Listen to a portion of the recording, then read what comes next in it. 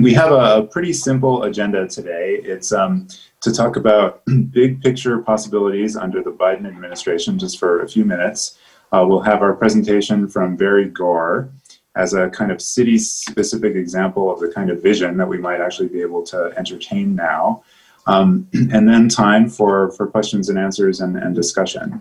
And to kick off just the big picture part, I'm not an elected official or a transportation expert or an urban planner, but like all of you, I care a lot about passenger rail, and I do like to think that I know an opportunity when I see one.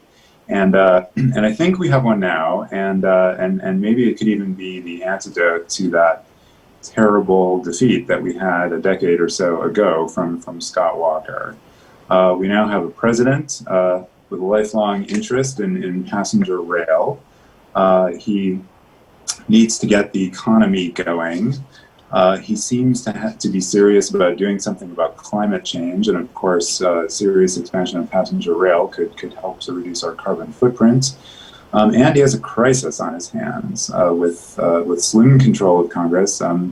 Maybe as a result, he could have a chance to pass some serious stimulus measures or to get more support for rail in the regular budget. But it's not all about Joe Biden either. Even under President Trump, the Federal Railroad Administration, as many of you probably know, last fall updated its Midwest Regional Rail Plan. And that plan, for those who might not have seen it, has 8 options for improving or starting or increasing service to a few dozen Midwestern cities. I don't know whether the Biden administration will use any of those options as a blueprint or which one they might use if they do. And that FRA study also looks out as far as the year 2055. So, we may not be talking about instant gratification here. But as far as I know, all of these options would complement All Aboard Wisconsin's existing goals to improve service between Chicago and Milwaukee and to expand service between Milwaukee and the Twin Cities. And all of those, or the FRA's plan has something else, which is that all 8 of those options include Madison, which has been a sore spot, of course, and could really help to boost ridership if we can bring Madison into the system. Now, after the election, I started thinking about the opportunity that this might all represent, hopefully for other cities in Wisconsin and for Madison. And then coincidentally, I happened to see Bgore's op-ed in the Capital Times. Now is the time to bring passenger rail to Madison. I think I sent that out early on when inviting you all to this. If you haven't had a chance to see it, please give it a read. So I got in touch with Bgore, and we've had some good and productive conversations since then. And unlike me, Bgore is an urban planner, as well as someone who knows a lot and cares a lot about transportation and climate action. And in particular, among his many credentials, I hope you got a chance to look at his bio that we sent around too. He's worked extensively on a proposed station for Madison, which I thought it would help for us to learn about. Today's conversation is not about trying to get All Aboard Wisconsin to take a position on a station location, which I know can be controversial. Instead, I see it as a chance to look at a city-specific example of what we could really be looking at, a sort of new vision, and to start talking about maybe how we might reach out and make the most of this opportunity that I hope we have in a serious way. And Bgore also has some thoughts on how we might advocate around this issue. And then, after his presentation, maybe we can all talk a little bit about ways of doing that afterwards. But for now, Barry has kindly offered to give us a presentation, and so here he is. Well, Chris, thank you very much. And if you and I talked about this idea, I've been banging my head against this wall for more than 10 years now, and I never gave up on Madison, even after what Scott Walker did, and everybody else just sort of like put it out of their minds, like they just wouldn't even engage or talk to anybody about it. But when we look at this opportunity, and then you look at how sort of polarized these issues are. For you guys in Minnesota, I was working on the North Star commuter rail, and I know Tim Pawlenty canceled it at one point. But we didn't give up. We just kept working it, and I don't remember how they twisted his arm, but North Star, well, it was up and running. I'm not sure what's going on with it right now. But when you look at this is a map, I think I got this from Politico, and it's just, you look at all these blue urban areas and then the red outstate areas. And I think one of the issues in Wisconsin is that I just have a guess that the majority of people have never really been on a train in Wisconsin, which is too bad because certainly in Illinois, passenger rail isn't a partisan issue. You couldn't pry the Republican, people that ride the Metro commuter rail every day. You're not going to take that away from them, and they support it. So it was sort of like, is there a way to advocate for this sort of more at the municipal level and just saying, look, and I've written to the Madison mayor recently before my article came out and just said, why don't you talk to the mayor of Eau Claire? Why don't you call up the mayor of Minneapolis or St. Paul or talk to the mayor of Chicago and Milwaukee and go, hey, why don't we get together as a group and try to figure out how we can advocate and plan for this system? So I put that together, sort of connect the blue dots. But here, did I stop sharing? But all right, and before I get going, I like I said, I've been working on this for over 10 years. Really, prior that we had the thing called the Campaign for Your Highest Station in Madison. But I just want to start off by thanking you for all the work that you're doing.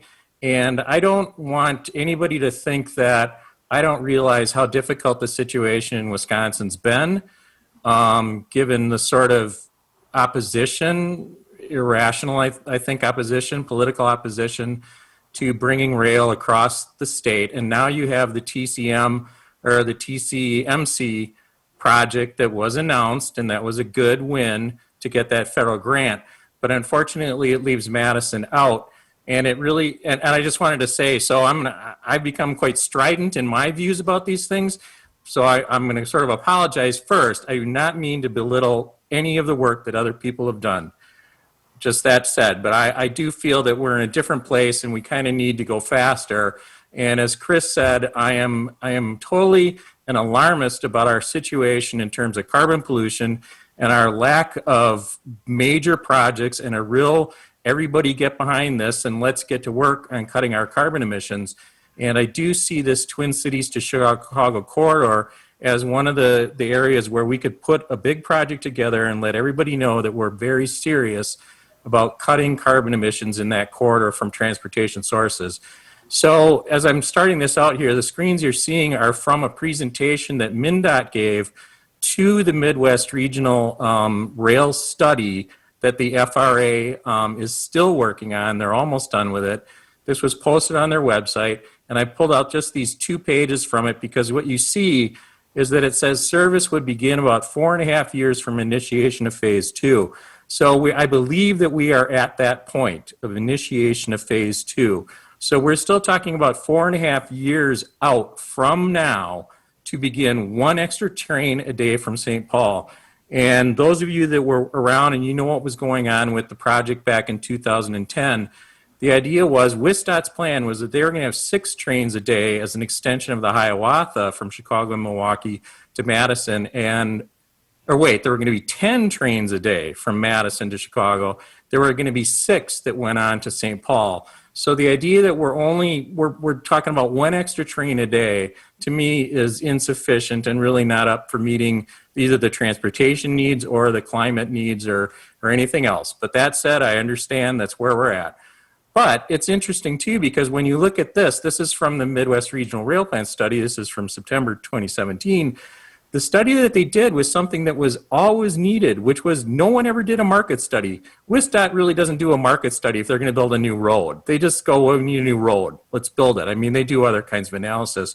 But no one ever looked at, what does it mean to actually connect this and what places are really important to get to. So I very much appreciated what they did here. And you can see the little, they tried every which way to get to MSP, Minneapolis, St. Paul from Chicago. And because some people at one point said, well, maybe we should skip Wisconsin altogether and we'll just go up the river through Rockford or whatever.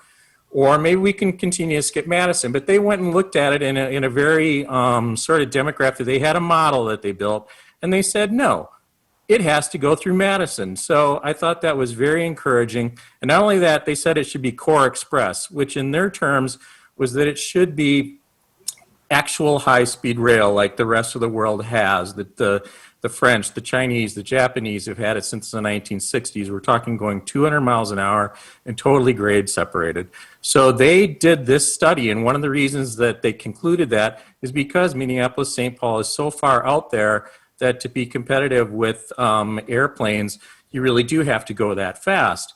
And also because there's enough cities strung together that it makes sense. But what it says the best solution for Madison and for the network is to route the Core Express main line between Milwaukee and the Twin Cities via Madison. So I'm like, yes.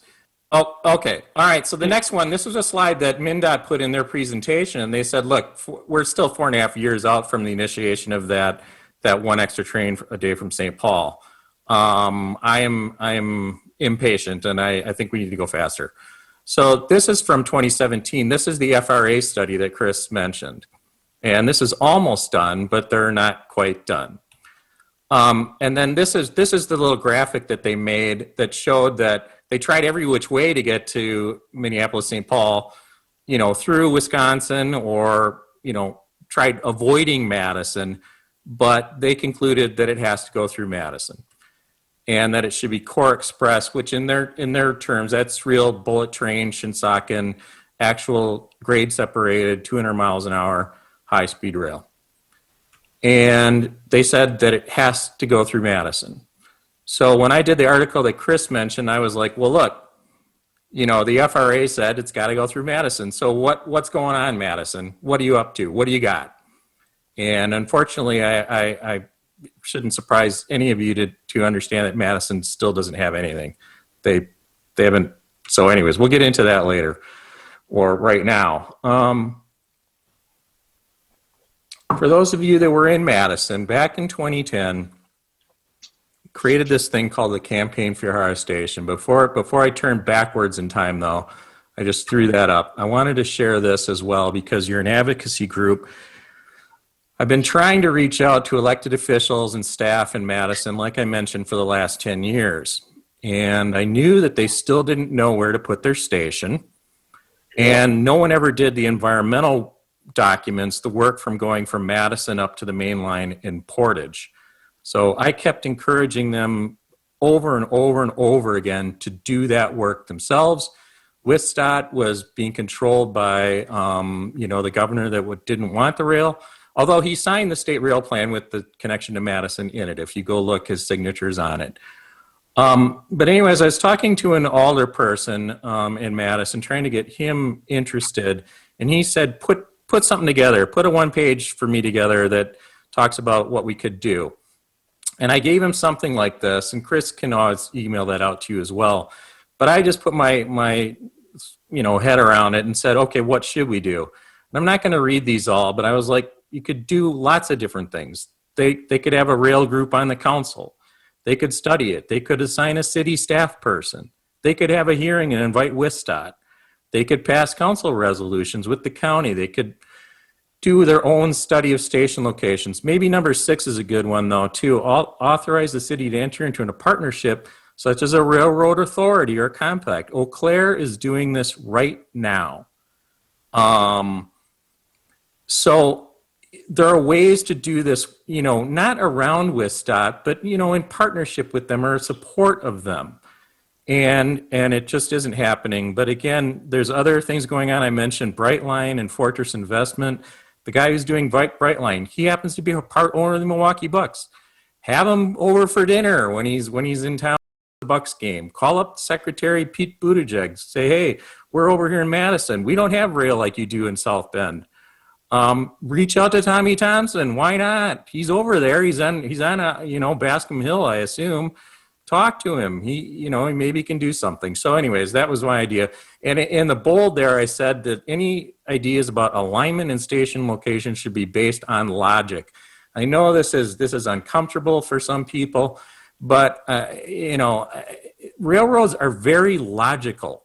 And if you don't follow the logic of railroads, you're going to be in big trouble. So anyways, we'll get on my hi-hat here. Now, tumbling backwards in time, 2010, we were in economic catastrophe. And as we all know, we were looking for shovel-ready projects. And all of everything had been done to make that extension of the Hiawatha service from Chicago and Milwaukee to Madison. They had all of the documents ready to go. It was shovel-ready. But there were a couple of problems. And this is a screen print from the Milwaukee Journal Sentinel, March 6, 2010. What it says is that critics, many of whom support expanding rail, have raised two legitimate concerns. One is how the Milwaukee-Madison line will be funded once the line is up and running.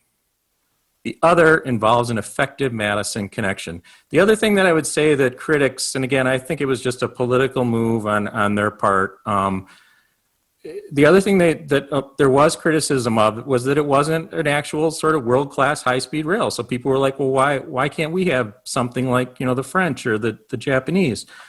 So that was another thing. But the problem with the Madison thing, and if any of you looked at the link that Chris sent, I pulled this out and put it on my page about Yahara Station.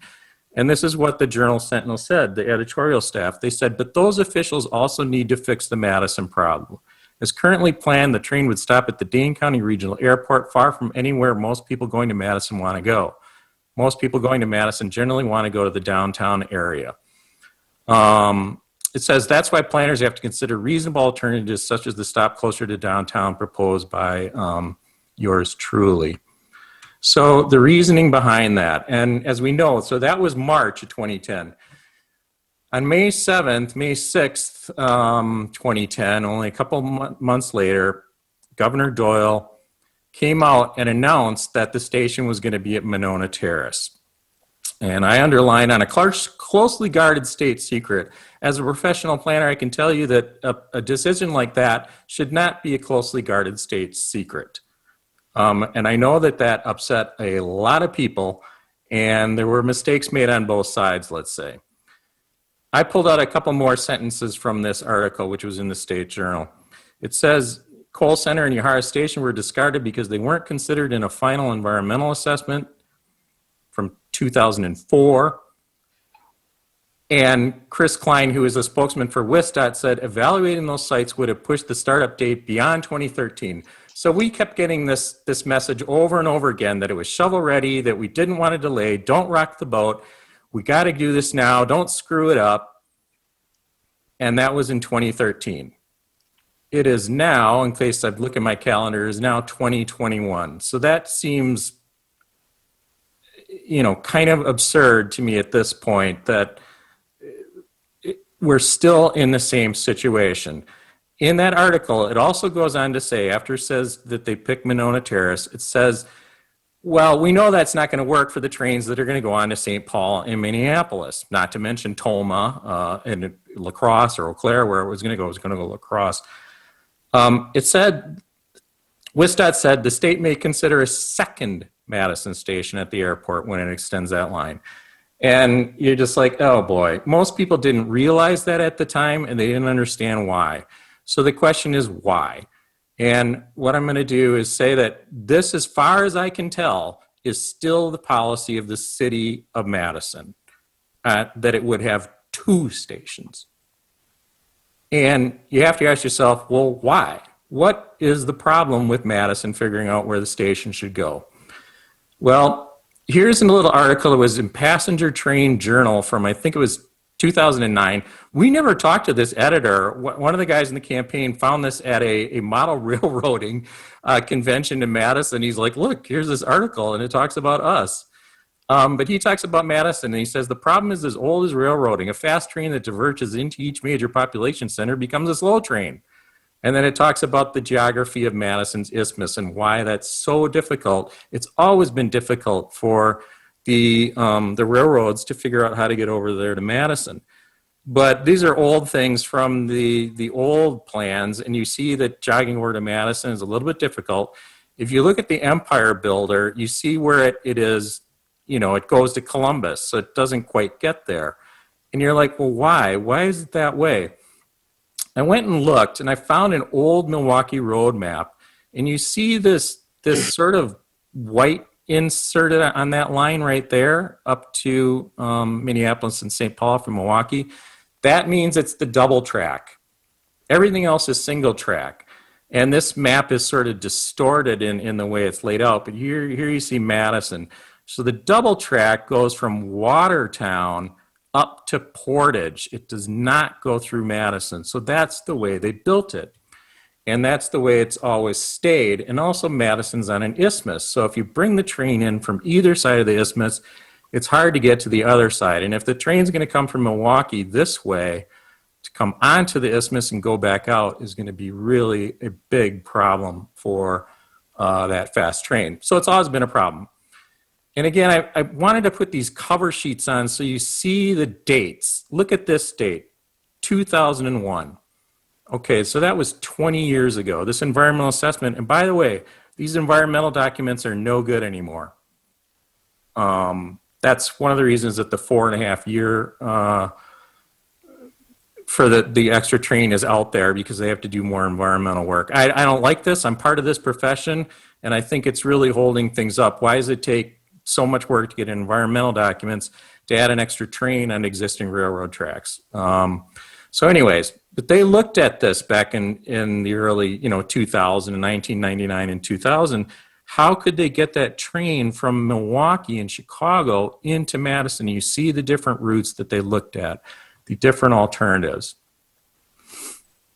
And then they looked at different station sites. The airport, Pennsylvania Avenues, they called it. There's an avenue there called Pennsylvania next to the railroad yard. Monona Terrace. One of the key things that you look at here between going some of those further out routes or going through First Street and Pennsylvania Avenue, that it crosses public streets 30 times on that alternative. On the downtown Milwaukee Road, the old Kohl Center site, 61 streets are crossed, or 51. And then to get to Monona Terrace, and as it mentions, 10 are crossed twice. So the train's coming down the isthmus, it's tripping all those gates, it's crossing those roads, and then it's got to figure out a way to sort of flip and go back the other way, the way it just came. That's a real problem. And then it looked at sort of development opportunities, and we can talk about that as well.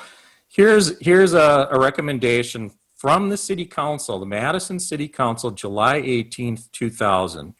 And what it says, and therefore now let it be resolved. The City of Madison Common Council recommends to WISDOT 2 station locations, 1 station in downtown and a 2nd station on the near north side of Madison. So again, that was the policy then. It seems to be the policy now 21 years later. Here is a statement, though, in what they call the FONSI, the finding of no significant impact from the Federal Railroad Administration. This is the environmental documents saying you can do this project. It says the local communities are responsible for station design and development, but WISDOT would fund design and construction of state platform, a basic station structure, and limited parking. It should be noted that while the environmental assessment evaluated initial station locations, local communities may choose an alternative station site when the project is implemented. Well, did that turn out to actually be true? 2004. Let's flip. Barack Obama is elected. We're in an economic severe recession. They want to get people back to work. They come out with this money for high-speed rail. Madison is awarded $800,000 in 2009 and 2010. Unfortunately, Madison does not know where to put its station. I'm going to take a drink. We looked at, here are these options. Okay, the Dane County Airport. What you see is that it comes in and then it goes through this piece and now it's going to drop you off way over here at the airport. You're like, what? Why am I getting dropped off at the airport? They also looked at what they called Pennsylvania Avenue. These were in the environmental documents. I knew that was going on, and then I thought, I discovered this site here right at the closest point where the main line track comes in and bends through between East Washington and East Johnson and connects these 2 sort of rail lines. And I think we can fit it there. But that was never looked at. They did look at Monona Terrace, and they did look at the Kohl Center, and they dropped the Kohl Center out because they felt it was too far to go off the main line. The FRA has published a manual on how to design railroad corridors. And what it says, each city should have a station located in or near the central business district. So that's, that's what the manual says. And then it says each station track configuration should provide for the through movement of trains along the corridor without having to reverse the train's direction at any time. Through stations are almost always preferable to stub end terminals. Now they don't actually turn the train around like they used to in the steam train era and the turntable. But what they would have to do is shut the train down. There's engines at both ends, and then the conductor would have to go down to the other end and start the train up again. Some people question how long that would actually take, but it's still a problem with crossing all those streets to come onto the isthmus. And from my point of view, I looked at it and go, why are we doing that at all? We've got a perfectly good site here at the east end of Madison's isthmus, and there isn't any reason that couldn't be used. And so what happened is, when we were talking about this, a guy named Noel Radomski at the UW, he said, I know we don't know where to put our station. So he asked a group to come together, and I had been thinking about it, so I put this presentation together, and I'm just going to flip through a couple pages of it, but I ended up calling it Yahara Station because the river's there, the Yahara River. And because the river's there aren't streets that go through. So it's 950 feet from one side of the block to another, which is like 3 city blocks. And I said, I think I can fit that platform in there. And the mainline track. And in fact, the city owns a site right here, Fleet Services. The city owns that site. And I said, I think we can fit that platform in there. And so I sent this email out, and here's my idea of how to do a terminal. And before I knew it, we had so many people excited. Here's the view of the tracks crossing East Washington Avenue, entering that Burr Jones Field just south of First Street. And you can see the Capitol. So there's this great sense of arrival that, oh, now we're in Madison. I know where I am on the map. We're right there at East Washington. I can see the Capitol. I said if the train can't go all the way downtown, let's extend downtown out to meet the train. And at that time, East Washington was pretty run down, lots of muffler shops and stuff like that. But so I sent that email out in June of 2009. In 4 days, I had John Norquist, the former mayor of Milwaukee and the president of the Congress for New Urbanism, saying that's a much better location. Then he says unkind things about Wistad, which he always did. To me, though, I knew that I didn't have any engineers. I was not working at a firm at that point. I had done rail planning in Minneapolis and Chicago, but I didn't have anybody who wanted to look at it. So I was stuck doing it on my own. I had all these people excited, and I was like, well, will it really work, though? So I created this model in SketchUp, and they don't like to have curved platforms, and they want like what they call tangent track. But at the specs for the project was to have a 600-foot-long platform. So I said, I think I can get that in there. And here's how we could do it. We'd have the entrance on First Street. You get dropped off here. You walk across here. You might have shops or something in here. Come down. We can drop you on the platform. And in fact, we could also have a track to downtown, a light rail or some other commuter rail on this track. You could transfer from the regional passenger rail onto a local rail and continue on your way. So that got everybody really excited. And again, here's a picture of the Talgo train from Spain. And most high-speed rail trains are set up on these 200-meter long sort of train sets. But they also look at going to doubling those and going to 400 meters. So that was the question, would it fit or not? Also, what Madison also needs a new bus terminal. They tore it down 20 years ago and never replaced the bus terminal, for Greyhound or Megabus or anything else. And I said, I think I can fit that in there as well. And, even something like a taxi drop-off, if you come down East Johnson Street, which is one way, you can take a right turn. You don't have to wait for the light or anything. Come around First Street, drop off your passengers, and then head back down. It's 1.5 miles from the state capitol to this site. There are, I can't even remember how many metro buses go through here, but I think it's like 14 of them. They all get squeezed down to this point because the isthmus isn't very wide, so they have to go through here. So good connectivity for regional bus, sidewalks. People don't think about it, but I worked in plenty of places where they don't have good sidewalks. or bike trails. So it's very well connected. One of the things that they never looked at for Monona Terrace either is like, if you have to pay $10 to park your car, what's that going to mean to you, in terms of then add that to the ticket price? They never really evaluated that. But here there's plenty of open land for parking, or there could be parking structures put on the site itself.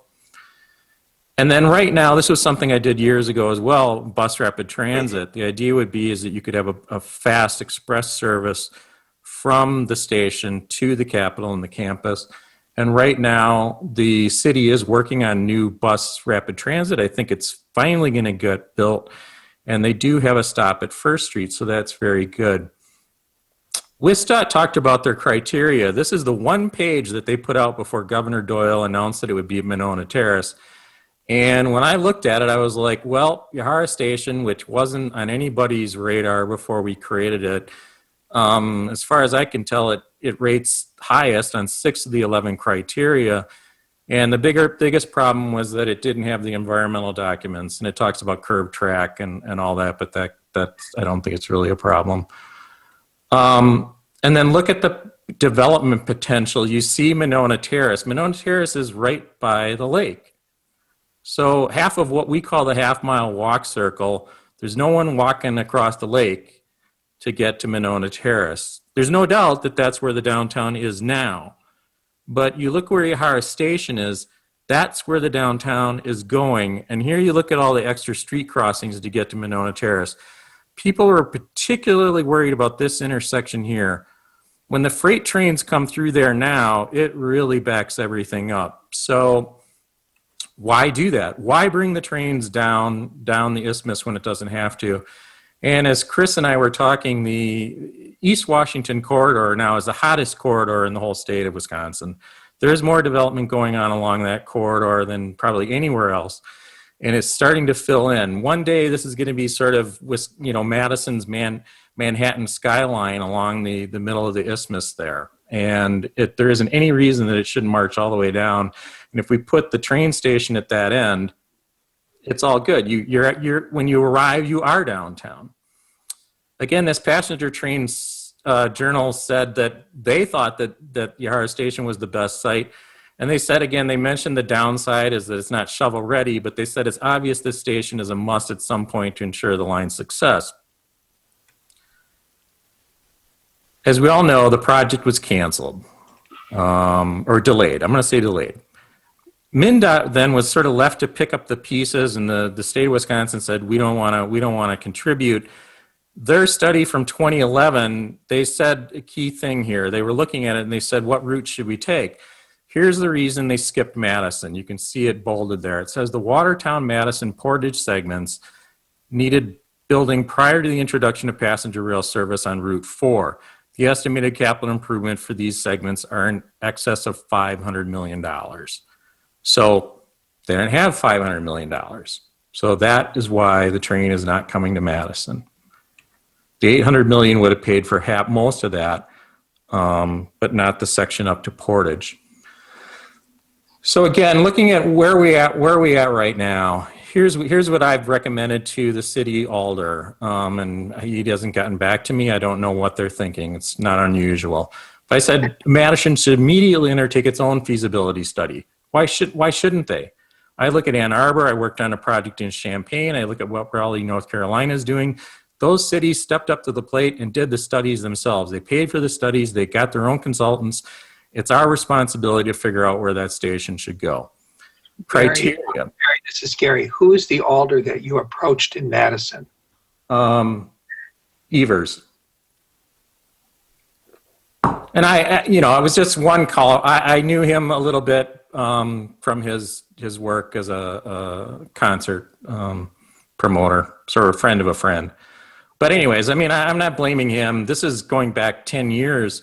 We had 10 years to do something and get ready. As Chris and I were talking, I mean, we're sort of not really in a position now to ask, the new Secretary of Transportation for anything because the city doesn't have a plan.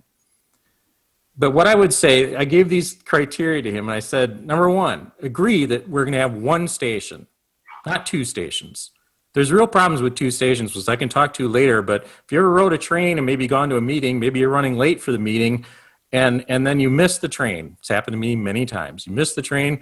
Oh, then you parked your car at Monona Terrace. Now the next train coming an hour later is going to the airport. So you get dropped off at the airport and your car's back at Monona Terrace, or vice versa. It just doesn't work. It makes absolutely no sense.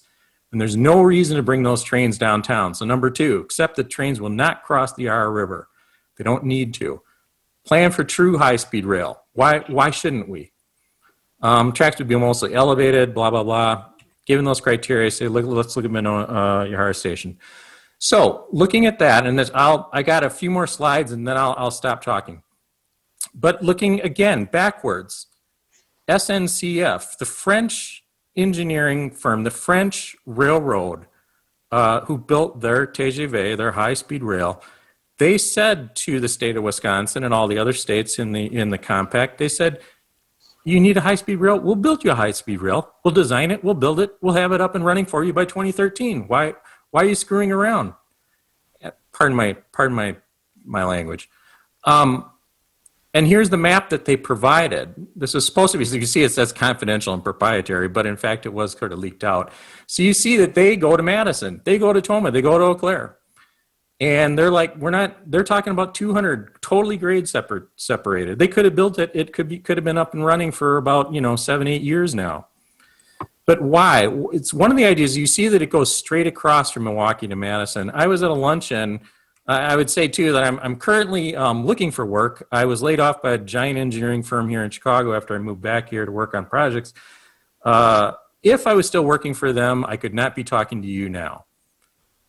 And I went to a luncheon. They sort of reluctantly let me go to Rick Harnish's high-speed rail luncheon 2 years ago. And I went up to him and I said, well, why couldn't we make that track from Watertown to Madison up to high-speed rail standards? And he just said to me sort of off the cuff, he goes, no one thinks we should do that. They think it should go down the freeway. And I was like, what? Freeway? Really? I hadn't thought of that. I mean, I was like, and then I kept thinking about it, and then he sent me some materials, and I looked at it, and I was like, well, no, that makes way more sense. And if I forget to say it, Brightline West is using the expressway from LA or, outside of LA to Las Vegas. They're just going to run it right down that right away because you avoid all the issues with the railroad. But again, why would that be better? And one of the other reasons it's better is because, as you can see from this map that I put together, that in fact going to Watertown on the Canadian Pacific track takes you 7 miles north of Madison. So you'd go north and then you have to come back down south again. And it's further, it's more expensive, and it would take more time. Also go through these town centers, which I'm a land use planner, so I would love it to go through the town center. But unfortunately, a little town that's going through at 200 miles an hour without stopping, that's going to be really a problem. So probably best to go down the expressway. And so what I've done is looked at these documents again. The French engineers said their evaluation, you can see here, this is from the Chicago to Minneapolis corridor. Here's the stops that they were proposing, and they said Madison high-speed rail, and they've got us in Madison under the stationary type. It says fractured urban fabric, limit of urban area. So they're saying it's not even in a dense urban suburban area, it's out there on the edge of town. And I was like, well, is there any way that we could find a route and alignment in a station site where it would be in or near the downtown Madison? So that's what I've been looking at over the last few weeks. The French didn't release where their station would be. But here's a study from the Midwest High-Speed Rail Association, Rick Harnish's group from 2011. They hired AECOM consultants and they looked at it. And what they said is the station could be where they say Wisconsin and Southern. I like to say the WISDOT corridor because WISDOT owns that track now. Wisconsin Southern's on that track, no doubt, but WISDOT owns it all clear. And so I looked at it, I was like, well, where is that? Okay, so you see in this graphic, I hope you can see without me putting the arrow on. the dot. So they're saying if we came down the expressway, I-90 and 94, that station could be located on the edge of town. Here's East Town and Lean Road. The station they were talking about is there. So again, that's not a very good spot if you're trying to go to Madison, right? It's the same problem that the Milwaukee Journal-Sentinel said about going to the Dane County Airport. Put the station over there. It's like, I don't want to go to the airport. I want to go downtown. Well, they say, and of course the French, they're used to having good rail, light rail, and tram services in their cities. And they said, well, if you had a connecting service, you could transfer from the regional passenger rail onto a local rail and then take that into the downtown, which is a reasonable idea. But then it talks about, then we'd have to have that local rail, which we don't have. The other thing that, again, they looked at this back in the 2000 and they were like, well, could we do a different way to curve through Madison?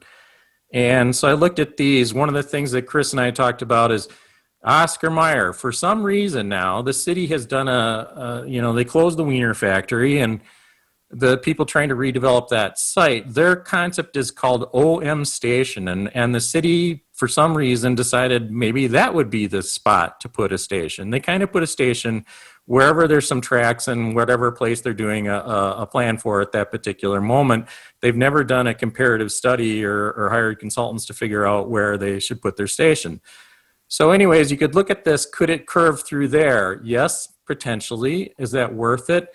Commercial Avenue is quite narrow and it's all lined with residential. So it's like, and this other version here, this alignment, I don't know that really does a whole heck of a lot for you. You might as well just stay on the interstate. But there is another option. Of course, I'm all wedded from an ego point of view, and also that I think it's a logical point of view that there is a spot where there's sort of the point of last no return is there at First Street. And potentially, could you have this 200-mile-an-hour service actually use that WISDOT rail corridor and come into First Street and then work your way back out through the railroad yard and up past the airport and back up to the interstate? Is that viable? So that's what I've been looking at. And if you get closer in, you see this is how the WISDOT rail corridor is aligned now. They abandoned this corridor. I actually was living in the house and I saw them take the track out. They abandoned it. It's got a bicycle trail on it now. There's reasons why they did that. But when you look at it from an engineering point of view, it's like, well, maybe it would make more sense to do that than to do this. But the question is, would that be acceptable to people? Is it worth the sort of pain and impact that might cause? And then from the operations point of view, this would be totally elevated guideway. So some of the issues about would the station fit between East Washington and East Johnson are completely eliminated because it would be elevated and it wouldn't stop the cars. The gates wouldn't come down. So can I fit a 200-meter platform in there? Yes. Can I expand it to a 400-meter platform in the future? Yes, I could do that. The question is, how would people feel about that? So this is going to wrap it up. This is Diridon Station in San Jose, California. They are building this. They're designing this right now. So the city of San Jose is in the same situation that we're talking about, which is they're trying to figure out how is that track going to come into San Jose and go back out.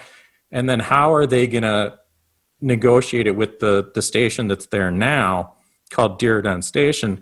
And you see these renderings with an elevated track. And just to get a view of, this is from Texas Central. This is the other high-speed rail project going on right now. I believe they're going to start construction this year. They had this on their LinkedIn sort of web page. You see the guideway that they're talking about. So these are not, these are big structures. And then the one on the left is from San Jose. A little rendering might be sort of lowballing how that might actually look. My thought was that maybe it could be a single track coming into Madison and then go double once it's passed into the railroad yard. But I just wanted to give you some views of this corridor and use your imagination. It's like, could you see a guideway like this coming into Madison on this corridor that WISDOT owns? The corridor is quite wide. I think that utility pole is probably in the corridor, and the corridor probably goes over to here. So it's quite wide going out to Highway 30. Turn around, look the other way. You see how wide it is. Keep going down. You see these garden plots that have been put along the railroad tracks in the area that the city now owns some of this property. This is on the east side of Madison. Could you build a guideway over those community plats? You certainly could still have the bicycle track underneath the guideway. Once you start getting a little further in, you start to see the issue. Again, we've got plenty of right of way, but there's backyards of people's houses behind these trees. And then you're coming up on First Street, a brand new condo. If this wasn't here, it could turn down First Street, I think without not too much problem, but it is there. And I think there is a way to do it. And I showed it on the other map, but it's like you could look at houses like this. There's about a dozen of them on a dead-end street that leads to a railroad crossing.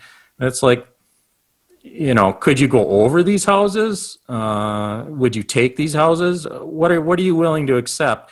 And then this is a brand new apartment building.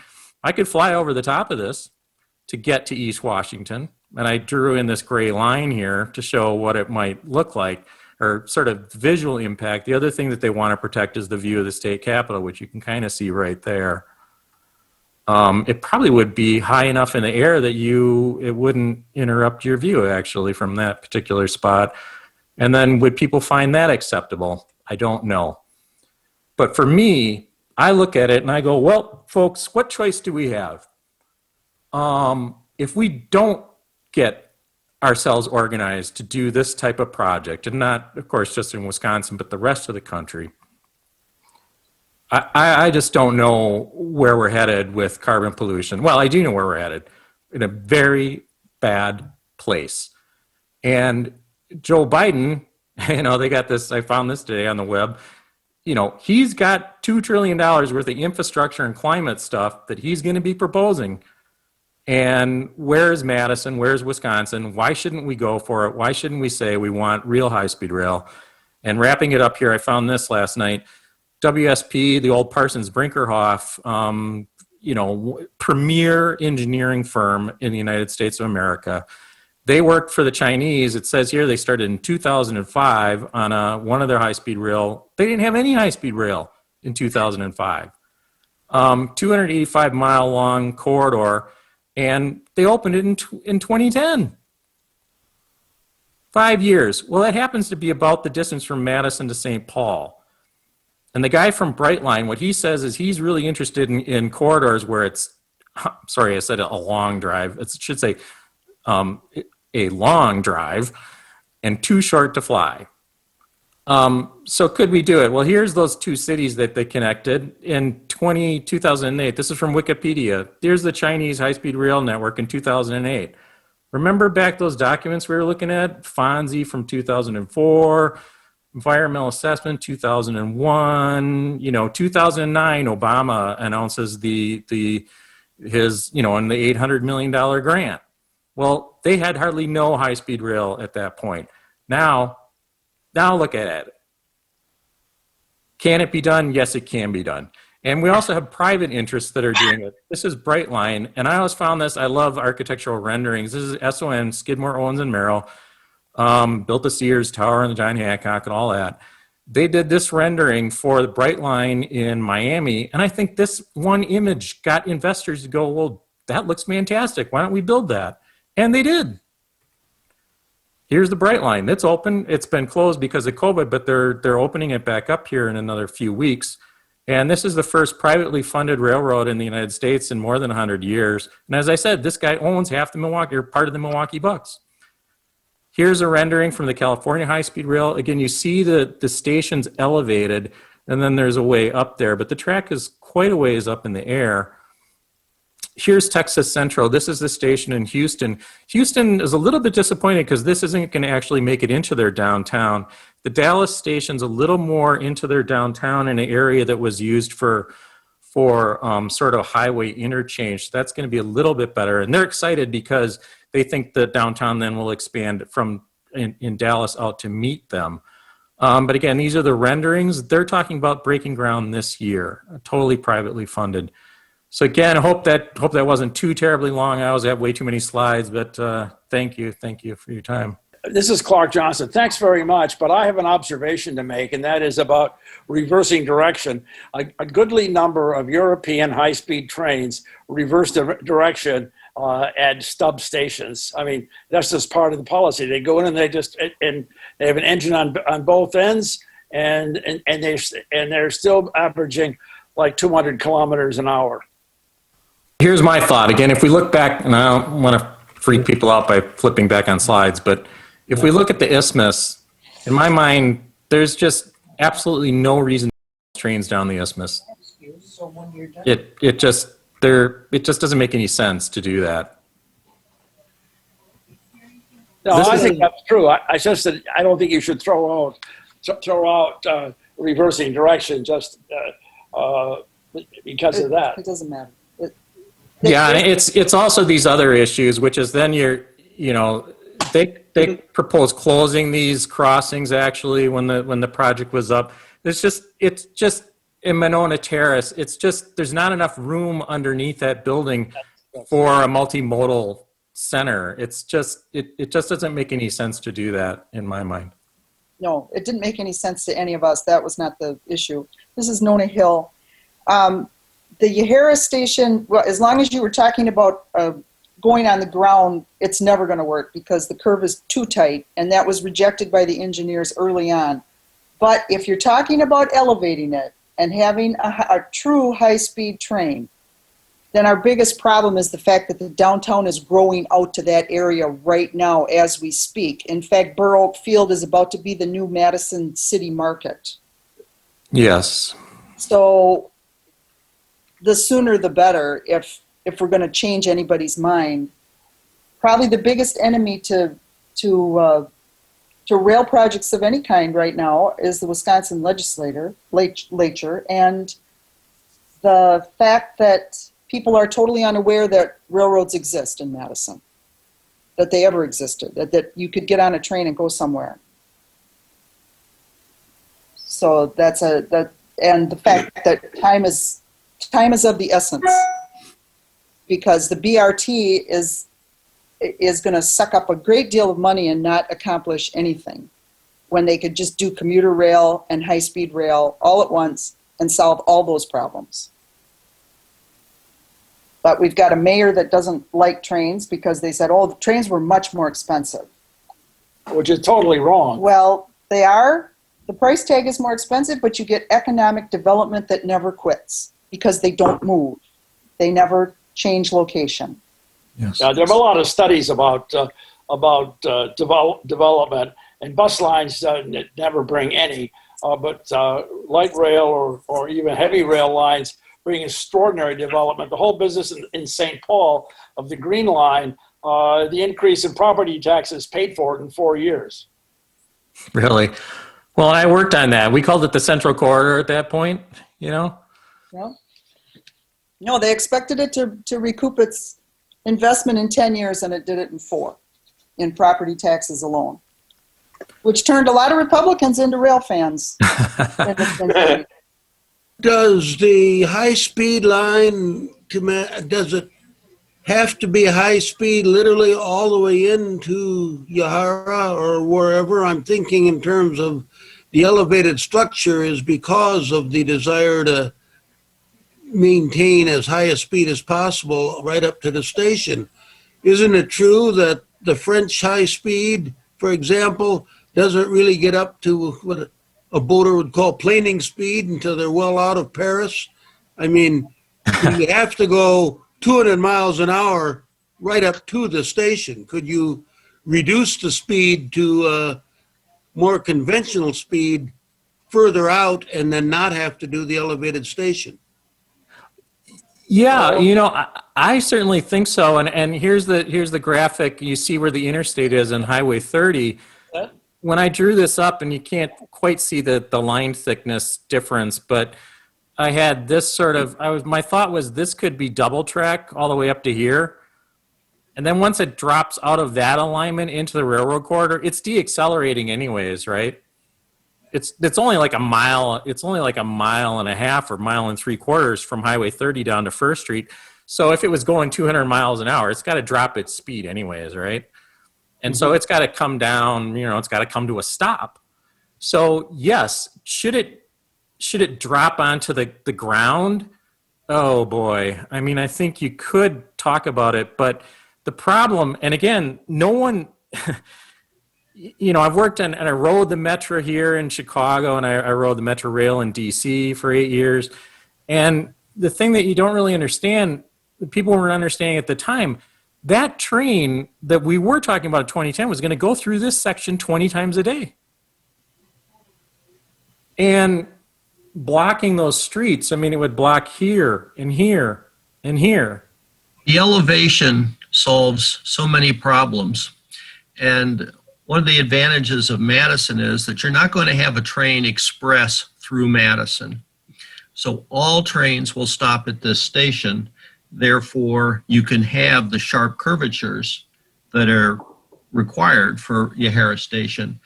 But I don't see a reason to try to bring it to ground level when you solve so many problems, including, safety trespassing, emergency vehicle access.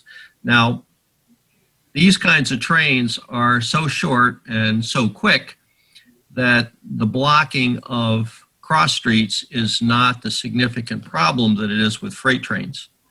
But I think that we want to get off the freight train tracks with this project and take all the advantages of high speed and not have any compromises. Hey, Barry, thank you. Well, I'm sorry. Do you have a response for Steve? No, I just totally agree with what he said. I appreciate that very much. Just step on me, Trevor. Sorry about that. I'm just so excited about this conversation. So first off, thank you so much for sharing this presentation. I think that getting the imagination going is like the first part of good public policy, and this is exactly what that does. So thank you. My question actually comes from more of like a strategic perspective when it comes to our approach federally in getting this type of investment. I know that during the Recovery Act, the language of shovel ready was big. And so I'm wondering, do we know anything about the current Biden administration approach to infrastructure investment, if they're going to be a little more lenient about that, if there's going to be some leverage that local communities like Madison, Racine, Milwaukee will have to get something that's more conceptual like this funded? Yeah, and I mean, Chris and I talked about this too, and Chris was like, what do we got that we could ask for right away? And I was like, we don't have anything. When I was with the engineering firm here in Chicago that I was working for, I was working for them on the South Shore line in northern Indiana, which did get funded, mainly because the Republicans in Indiana looked at their 113-year-old interurban that goes from South Bend all the way to Millennium Park in downtown Chicago, and they said, gosh, why don't we fix that thing up? So that's why they got the funding.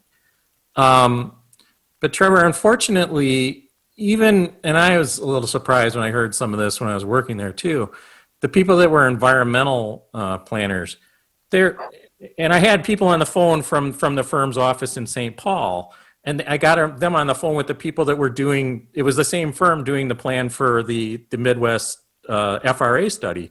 And they were like, look, what are you doing with that FRA study? You told us to just do one train a day. Why are you coming back with this thing that says it should be a 200-mile-an-hour core express? So they got a little uptight about it. And I said, yeah, but all the work's out there. And they're like, no, you got to do all the environmental documents over again because they're obsolete. And I'm like, oh, for God's sake, are you kidding me? But you look at it, they are 20 years old. The FONSI, the finding of no impact, no significant impact, was from 2004. You got a start, but you'd have to start over from scratch. So I guess, unfortunately, the first thing the city of Madison could do, or this group could do, is say, and I hate to even throw this out there necessarily, but you could say, we want a federal grant to study where Madison should put its station. I mean, it's ridiculous to even say that 20 years down the line and go, you still don't have a study. But that has to be done. And I think what Chris and I were talking about too is it's sort of like, because I got into this, like I said, I'm a land use planner that specializes in transit urban development. I look at everything backwards and inside out. And I know some other people mentioned it as well, the real estate issue. But this is where these private investors are coming from now. Those guys that built that train in Florida, Brightline, they bought the land first. Then they put the station, the tracks were there. They'd been there ever since, Flagler built Miami Beach and all that. So they bought, I think they're leasing that track, but they were like, we're going to make a ton of money off of this stationary development. And the Texas Central is somewhat similar, although I think that's just sheer tickets. They're going to sell so many tickets to make that trip. But that was a thing that's, and I think somebody else mentioned as well, this idea of the public market. When I started hearing about that, I'm like pulling my head off. I'm like, and I looked on the website and they're talking about investing $7 million, which is practically nothing if you know what it costs to build a building and other things. $7 million to take the city's fleet services building, tilt up concrete walls, I think, and carve it out and put a public market in there. And they have to raise another $5 million privately. And then I looked and they're like, well, we signed up this woman who wants to make tamales. And I'm like, well, that's great. I'm sure people want tamales, but that is about as low rent as you can possibly get. If we have, if somebody spends, I don't know what this would cost. I should know, but I don't. It's in the FRA report because they did all of it. They crunched all the numbers and they said this investment will pay off. It's worth it. But let's say it's a $4 billion project. I need to put office buildings on that site. I can have a public market on the ground floor, but I need absolute Class A office space so that if I work at what are the big attorneys in Wisconsin, Lerner and Lowe or whatever, they've got an office in Milwaukee and they've got an office in Madison. How many times have you driven down that road, Chris? Hour and a half. I did it because I grew up in Brookfield. It's like, it gets a little bit boring, but there's plenty of people that live in both towns. But it's like, if you had a high-speed rail, this is not new technology, and you could take your elevator down and get on the train and be to Milwaukee and be in a meeting in half an hour, you could get to Milwaukee faster than you could get to the west side of Madison. So when you look at the opportunity, Trevor, I'm worried I'm going off on a tangent here on your question, but what should we ask for? I mean, I think the first thing is you got to get that mindset right, and I don't understand why the people in Madison, it's like the bully knocked you down and stole your lunch, and then you just walked away and for the last 10 years you didn't do anything. Barry, when I jump to the environmental document problem, we tend to think of the NEPA process as kind of immutable. But over the last 4 years, it has had some serious shockwaves. There are some real concerns about how it should be reformed so that you can get the environmental benefits, but it doesn't have to take 10 years. Yes. And so I think that we should not necessarily think, environmental study, big problem, let's look in a different direction. Because there are people who would die to get NEPA reformed, and that can be used to bring more people on board with these ideas. To say, okay, well, next time I want to have a shopping mall or whatever. The other thing I wanted to mention is with respect to the Biden administration's climate views. I think that an argument can be made, and maybe won't even have to be made, to Buttigieg that you can't ask for shovel-ready projects because shovel-ready projects are going to give you the same old, same old. Yeah. And we have to be going in a different direction in terms of land use and transportation. So shovel-ready is not a requirement. So just wanted to throw that thought out there too. Yeah, and if I don't want to just be always responding if other people want to jump in and talk, but I totally agree with that again, Steve. I've for years in my own mind, I've wanted to write an article because I'm a planner. I wanted to write an article about environment and planning and NEPA and call it the law that ate a profession. Because right now, and I mean, I was working for the city of Rockville, Maryland for 5 years. I was their principal planner. Bus rapid transit and metro scale issues were there. But I took a job working for an engineering firm that was doing NEPA and FTA documents for that South Shore line in Indiana.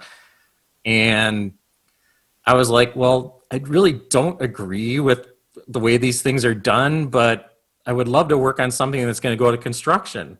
Mm-hmm. And you have to do it. And they don't even look at them necessarily. They're like, you just got to check that off, right?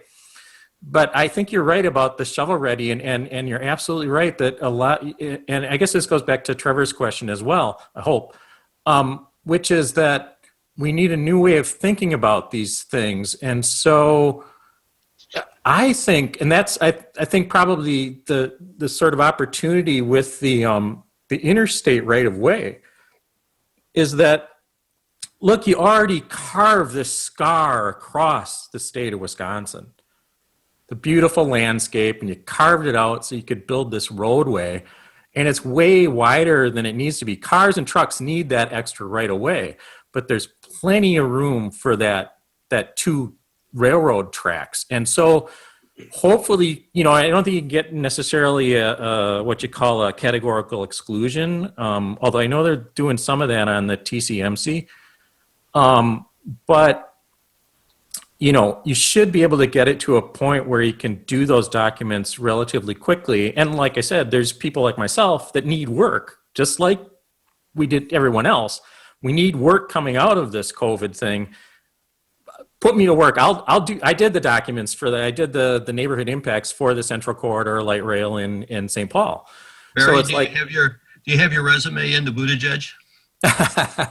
Well, I think the thing with a guy like that too is again, we were looking at going to South Bend and going, hey, as a marketing point of view and say, South Bend, because they actually, the South Shore line, they got the going into the airport there in South Bend, which isn't very good. It doesn't go to the downtown.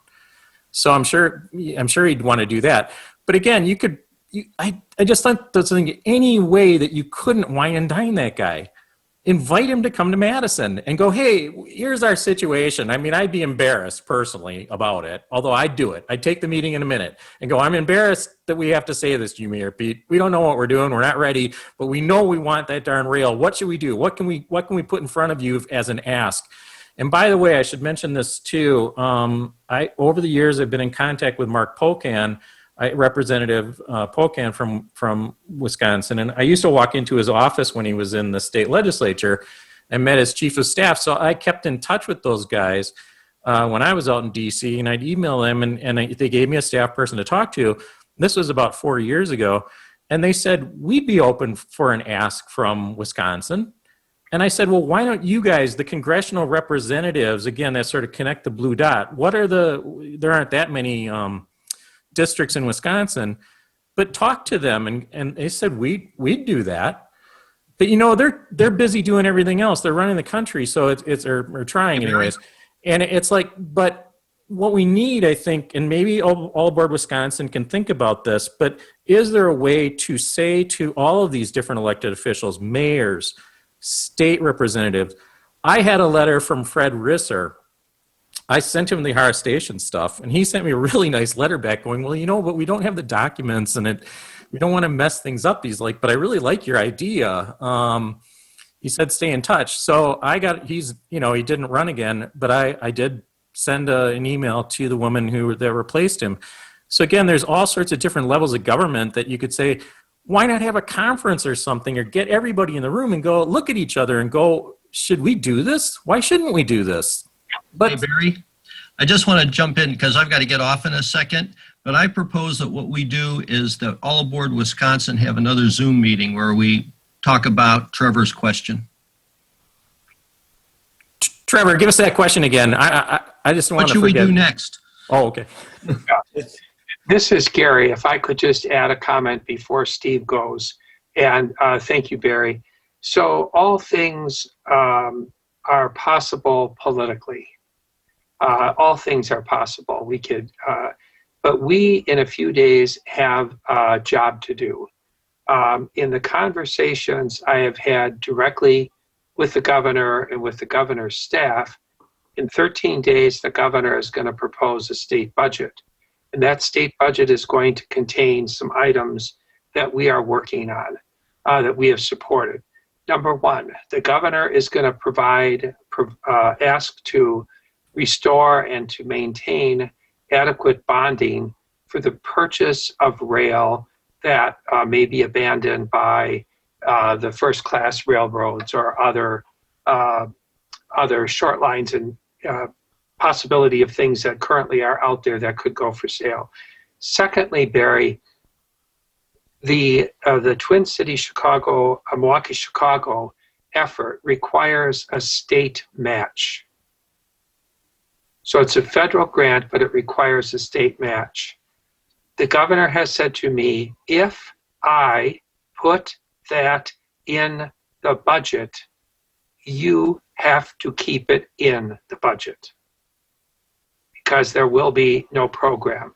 Part of what I think is in any plan is to analyze and reestablish relationships in all levels with our DOT, with the governor's office, but the better we look where we're coordinated, and certainly to work with Minnesota, the better we are to be coordinated and deliver on these things, the better it is we can get the department to ask for the next thing. And I do think there's going to be an opportunity here, but we're going to be faced in 13 days with a document, and they are very worried that Trevor's absolute favorite legislator, Robin Voss, his own personal legislator from Racine County, is going to object to that and remove it from the budget. So there we are. These answers are political answers. They have to be dealt with. Even your suggestion, which I really like, there could be a coalition of mayors, but it has to be strategically planned where the group agrees. Some of you on this call have been recruited to be on this board because of your many and diverse talents, right? So, and we need to find a few more people that could do this. Our board could grow, and we could, Nona holds the reins, and there's a lot that we could do here. So there's a political component of this. Now, you are very good about talking about the bends and the curves and the elevation, but the world I live in is much different. And it has always been very difficult in the passenger railroad to merge the two. And we have very powerful enemies who don't want us taking their money for highways. And they are not afraid to spend their money. They are not afraid to be involved and to hit us over the head. So we are more esoteric. They are more thuggish in their approach to these things.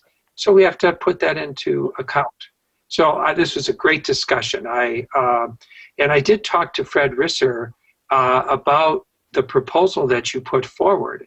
Fred Risser has been very helpful to us. Wisconsin is in the Midwest Rail Commission, Interstate Commission, because of Fred Risser. And so we need to build on those and bring people in. So I think what Christopher Ott has led us on here is a strategic planning process in terms of re-examining where we are, but we have to deal with our Wisconsin budget first. We have to really deal with that first. We have to produce some results and show what we're made of, so that if a governor does something, our DOT staff was at risk because they talked about this great grant they're getting from the feds, and it wasn't a done deal yet because the state hadn't authorized its share. So I definitely think that we need to have another Zoom meeting as All Aboard Wisconsin and anybody else who's interested from WISARP or whatever to talk about this, but we need to get, the budget has to be number one on the agenda, because I knew about the DOT issue, and because Arun was all ready to have a Zoom call with us to tell us what help he needed, and then it blew up in his face. Yeah. I'm well aware of that, yeah. Yeah. So, but thank you for the budget information. I can hardly wait to hear about the peaches and cream that you're experiencing in downtown Madison. And Thank you, Barry. It was a very interesting presentation. The Yahara station has never been off of our radar. I'm an East Side Madison person, right. and still live there when I'm not in Kauai or Florida, avoiding winter. And that Pennsylvania site you're talking about was the site of the maintenance facility for the whole project. Is a $54 million, 125 employees across from Oscar Mayer, right there, right in that area. Yep. So they'd be taking care of Talgo trains right now if it weren't for Scott Walker. I know it. And don't think we ever gave up on that. Anyone on this call, that is a stake through their heart. I did want to make one comment about bringing up the fact that it got kiboshed because of the maintenance, the $7.5 million that it would have cost every year to maintain it. And anybody after Walker gave the money back, or the FRA took the money back, I said to them, when they said, "Oh, I never supported that rail proposal anyway," and I said, "Really?" I said, "Okay, here's the deal. I'm going to give you $750, and you have to give me $750 back a year. $7.50. $7.50. Are you going to take my money?"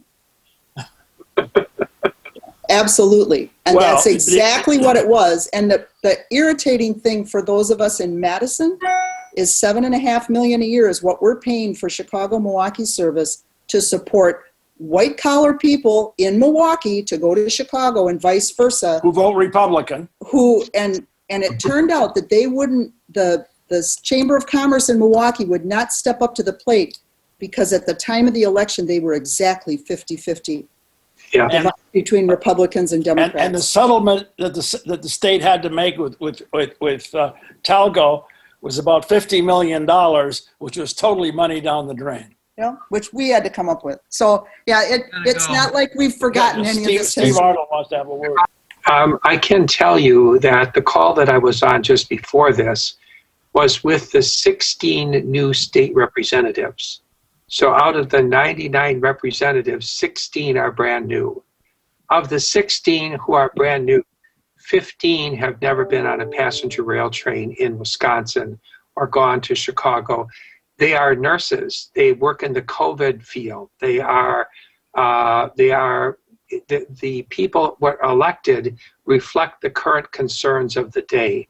And so on the Democratic side, all of the first five speakers and introducing themselves were all people who are working on COVID. So this is, we have to bring the issue to them, and we have to plan on the best way to present it and get into the realm of discussion. So it's not going to be easy. There are 8 new senators out of 32.